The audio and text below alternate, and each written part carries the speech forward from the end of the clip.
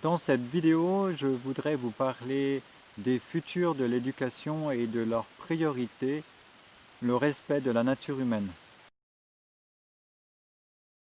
C'est récemment que j'ai appris dans une newsletter de l'association Néo Bien-être de Julien Perron que l'UNESCO avait lancé une grande consultation mondiale sur le thème des futurs de l'éducation. L'objectif étant de rassembler l'opinion, les points de vue, les avis de tous ceux qui le veulent, pour réfléchir à comment revoir, repenser l'éducation du futur. J'ai participé moi-même donc à cet appel à contribution et il y a 3 grandes questions auxquelles vous pouvez d'ailleurs répondre jusqu'à la fin du mois de juin. Il y a le lien dans la description. Les questions sont les suivantes. La première, quelle est selon vous la priorité pour l'éducation du futur? Ensuite, quels sont les 3 principaux défis et les 3 principales finalités à prendre en compte dans l'éducation? Et enfin, quelle est votre vision de l'éducation à l'horizon 2050 sous la forme d'un art créatif? Voilà, alors je voulais dans cette vidéo vous partager ma contribution et mon point de vue. Je vois l'éducation idéale comme un processus organique. On peut dire que le jeune est un peu comme un arbre qui veut grandir et l'éducation c'est comme la sève qui va partir des racines familiales qui elles-mêmes prélèvent des nutriments dans le fond culturel social et cette sève elle s'élève, elle passe par un tronc éducatif commun et ensuite la canopée de l'arbre va représenter l'ensemble des échanges que le jeune va faire avec son environnement, que ce soit avec les lumières des soleils culturels, les différentes cultures du monde, que ce soit des échanges interpersonnels ou avec l'environnement ambiant, des échanges conscients, et aussi il y a des échanges inconscients avec l'inconscient collectif. Et enfin, il y a des apports par l'intuition ou tout ce qui relève du lien entre l'arbre et le cosmos, l'aspect spirituel de la nutrition éducative de la personne humaine. Et l'ensemble des sèves qui circulent dans l'arbre donc, vont permettre de porter du fruit, et ces fruits éducatifs, ces fruits issus de la nutrition qui ont formé l'éducation du jeune, eh bien, vont venir nourrir d'autres personnes dans la société ou et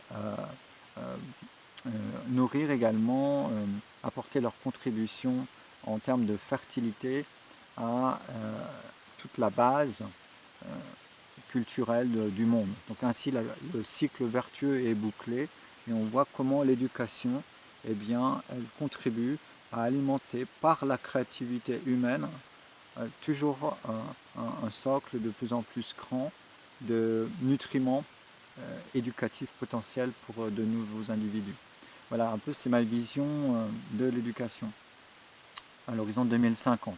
Alors la priorité dans tout ça, eh bien, c'est de comprendre que le jeune, que l'être humain, eh bien, il a une raison d'être. Par sa nature, l'enfant, le jeune, euh, il a déjà en lui la raison de son existence, de sa présence sur la Terre. C'est ça, à mon avis, le plus important à comprendre, de bâtir une éducation qui respecte la nature humaine, qui est centrée sur l'enfant et non pas sur ce qu'il devrait apprendre. Centrée sur l'enfant pour que l'enfant il puisse, donc par le deuxième point que je pense important, il puisse se connaître par la naturalisation. Je pense que c'est ce qui manque dans l'éducation moderne.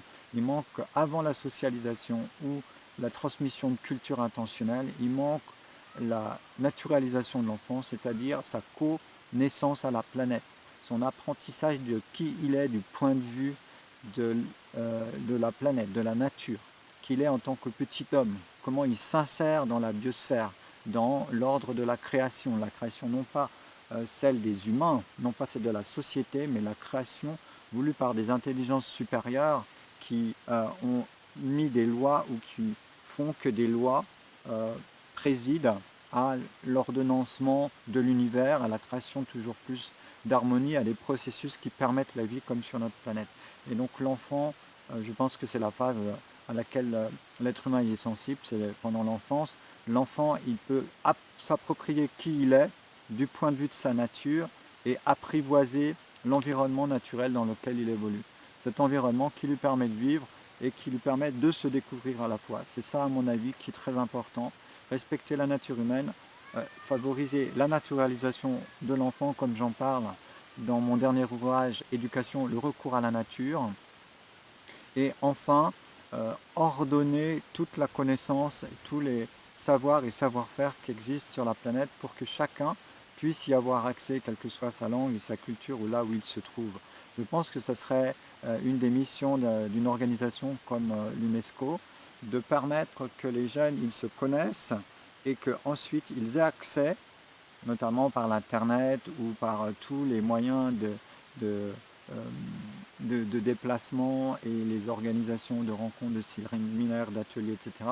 Chaque jeune puisse vraiment avoir accès aux personnes les meilleures dans leur domaine qui lui correspondent. Ça peut être dans le sport, ça peut être dans la cuisine, ça peut être dans la technique, ça peut être dans les sciences, ça peut être dans l'art, etc., etc., les sciences humaines, etc. Quel que soit le sujet, le plus important, je pense, pour le futur de l'éducation, c'est de sortir de la sphère mentale qui va chercher à voir quels sont les défis, quels sont les problèmes qu'on a pour former des experts pour les solutionner, alors qu'on va en fait en créer d'autres quasiment certainement. C'est d'orienter l'éducation vers qui est ce jeune qui est né, qui grandit, c'est quoi qu'il porte en lui, c'est quoi sa raison d'être, et lui permettre d'avoir les moyens de porter du fruit, d'optimiser son potentiel. Et le potentiel, il est en lui. Donc là, on a une grande révolution à faire parce que ça change le monde, ça change l'organisation. Ce ne sont pas les générations précédentes qui décident qu'est-ce qu'il faut former comme expert et comment orienter les jeunes parce qu'on a besoin de tel ou tel type de personnes avec des compétences dans un domaine. Mais c'est de partir des enfants, des jeunes, et de voir c'est quoi qui émerge d'eux et les orienter vers ce qui va leur permettre de se former, de se spécialiser, de devenir de plus en plus compétents, mais dans leur domaine. En tout cas, c'est ce que moi j'ai voulu vivre, faire vivre à mes nombreux enfants. C'est la pédagogie que j'ai adoptée, dont je parle dans mes livres.